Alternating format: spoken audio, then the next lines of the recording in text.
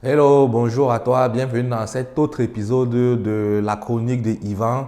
Comme tu le sais, il s'agit d'un rendez-vous hebdomadaire qui paraît chaque dimanche après-midi. Alors aujourd'hui, la chronique d'Yvan t'amène à parler d'un sujet qui concerne pratiquement toutes les applications web modernes. Il s'agit de comment est-ce que vous retournez vos listes de données. D'entrée de jeu, j'ai envie de te poser une question comme à l'accoutumée de cette chronique, c'est celle de savoir si tu as un enregistrement de pratiquement 500 000 données dans une table et que tu aimerais rendre ces enregistrements accessibles ou consultables à divers clients web qui peuvent être des applications front-end Angular ou Vue ou React, alors comment est-ce que tu vas procéder? Est-ce que tu vas retourner toutes les données d'un coup ou alors est-ce que tu vas trouver un mécanisme permettant de charger les données progressivement? Je pense qu'à coup sûr, tu opteras pour la deuxième option car la première sera simplement suicidaire, voire intenable. Parlons donc de la deuxième option. Comment ça va se passer concrètement? Alors, dans la pratique aujourd'hui, ce mécanisme s'appelle la pagination. Donc, en gros, pour ta table qui a 500 000 enregistrements que tu aimerais rendre accessibles ou consultables à divers clients qui en font la demande, alors, ce que tu fais dans ce genre de cas, c'est très souvent un mécanisme qui s'appelle la pagination des données. Et pour paginer, lorsque je parle de paginer, le développeur, dans son imagination, va voir quelque chose comme ce qui s'affiche à l'écran avec un page égal, size égal et éventuellement un sort précisé. Alors, cette approche, il s'agit de ce qu'on appelle une approche par offset, qui, elle marche jusqu'à ce que certaines conditions ne soient plus réunies. Ou alors, si vous voulez, elle marche dans certains cas bien spécifiques. C'est quoi en fait un offset?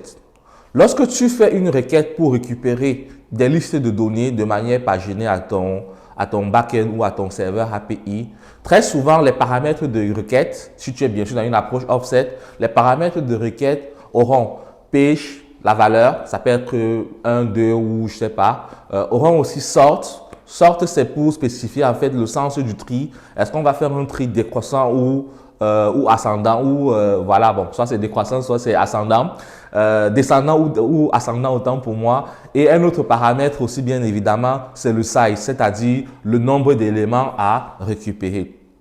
Ce qui se passe sous le capot avec cette approche, c'est qu'il y a un offset qui est fait en fait sur la page multipliée par le size. Alors concrètement, il s'agit de quoi? C'est que je demande la page 2 et je veux récupérer les 50 éléments de la page 2. Côté API, on fait 50 fois 2, ce qui donne 100 et on fait donc un offset sur les 100 premiers éléments. Que signifie faire un offset sur les 100 premiers éléments? Ça veut tout simplement dire que le serveur de gestion de base de données parcourt entièrement les 100 premiers éléments autant pour moi et les rejette et ensuite récupère le 101e élément. Donc, il y a quand même ce parcours qui est fait. Tu l'auras donc compris en fait, ça reste tenable dans des volumes de données assez classiques, donc vous n'avez pas de volume de données très importants. Et aussi si vous avez les données qui ne sont pas très souvent ajoutées ou supprimées. Je crois dans le jargon, ça s'appelle la vélocité. La vélocité, si je ne dis pas de bêtises. Donc vous avez, si vous n'avez pas de volume de données important et vous n'avez pas une grande vélocité sur vos données, c'est-à-dire les données ne sont pas constamment ajoutées ou supprimées, alors ça reste tenable. Mais le problème survient en fait justement lorsque dans un premier cas, par exemple, vous avez des données qui sont très souvent ajoutées ou modifiées. Alors là, il y a un problème effectivement parce que les utilisateurs ne verront pas forcément les mêmes données sur les mêmes pages. Prenons un cas où je suis en train de consulter la page 2 et au même moment, il y a eu une bonne partie de données qui ont été supprimées et certaines en ont été ajoutées.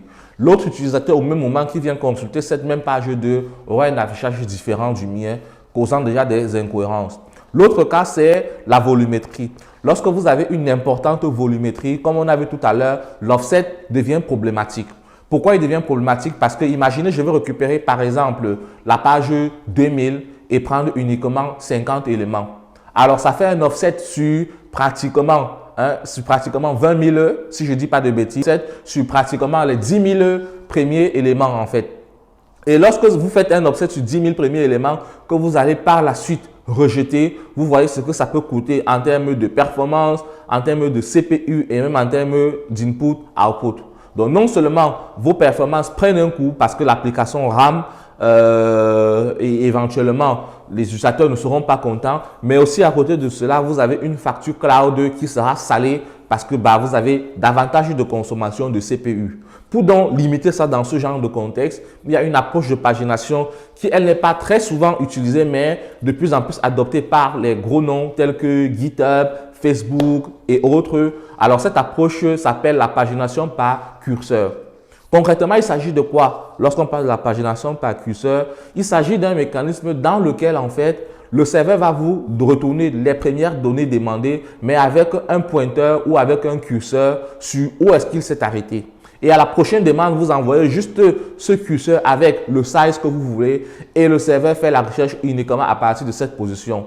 De cette manière, déjà, il n'y a plus ce problème de performance, mais aussi il n'y a plus de consommation de CPU. Et là, vous êtes en train de paginer proprement votre application. Toi, dis-moi dans les commentaires, tu es plutôt team pagination par offset ou plutôt team pagination par curseur. Merci à toi de m'avoir prêté cette oreille attentive. À dimanche prochain, s'il plaît à Dieu, pour la prochaine édition des Chroniques de Yvan. Merci.